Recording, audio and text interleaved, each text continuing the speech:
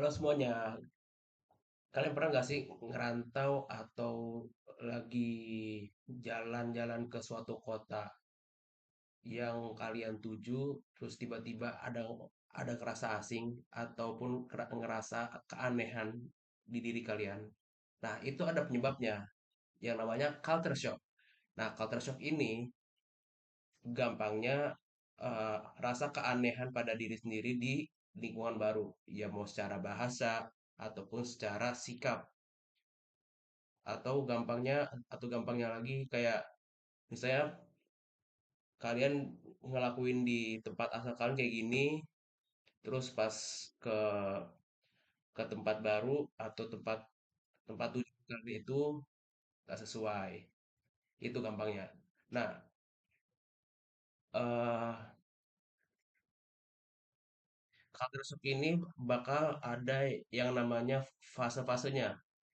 Fasenya itu ada tiga.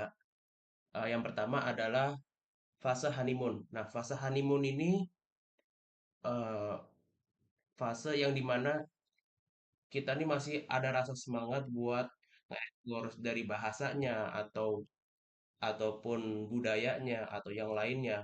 Pokoknya masih kita tuh masih yang namanya ada rasa semangat itu. Kita ambil ambil studi kasus eh, diri saya sedang berkuliah di Solo.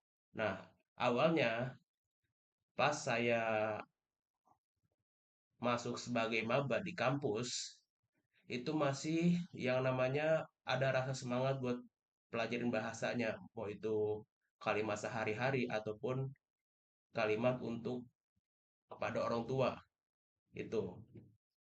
Nah, yang kedua adalah fase frustration. Fase frustration ini eh, fase yang dimana bener-bener kayak apaan sih ini, udah frustasi lah ibaratnya, kayak udah rasa kecewa, udah lemes lah gitu. Contohnya itu saat saya berkuliah di semester 2. Nah, pas saya eh, pas saya semester 2 itu saat saya berbicara dengan teman-teman sebaya saya dan mereka saat melontarkan candaan-candaannya, saya merasa kalau itu aneh dan itu nggak bisa saya cerna. Makanya ad- yang berujung rasa canggung gitu. Itu contoh dari fase frustration. Nah, yang ketiga adalah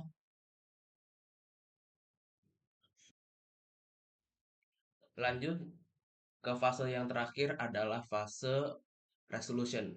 Nah, fase resolution ini terbagi lagi menjadi empat, yaitu full participation, accommodation, fight, dan flight. Nah, full participation ini udah mulai merasa nyaman, bukan bukan merasa nyaman lagi, udah mulai merasa nyaman lagi sih, tapi udah merasa nyaman lah dengan bahasanya, dengan kebiasaan di tempat barunya, itu adalah full participation. Nah, yang kedua itu adalah accommodation. Accommodation itu eh, mencoba untuk beradaptasi di lingkungan baru di sekitarnya. Mau itu dari bahasa, ling, eh, kebudayaannya, dan lain halnya. Terus yang ketiga adalah fight. Fight ini lagi di tengah-tengah fase untuk beradaptasi kayak bener-bener yang ngelawan lah gitu kan. Nah, yang terakhir adalah flight. Flight ini eh pas udah bener-bener terpuruk kayak udah ya di titik nyerah gitu. Nah, yang akhirnya eh, sang perantau ini pulang ke tempat asalnya. Mungkin itu dan teori pendekatan dan tiga tak dan tiga fase ini di dicetuskan oleh Hamad pada tahun 2013. Mungkin itu saja yang saya sampaikan.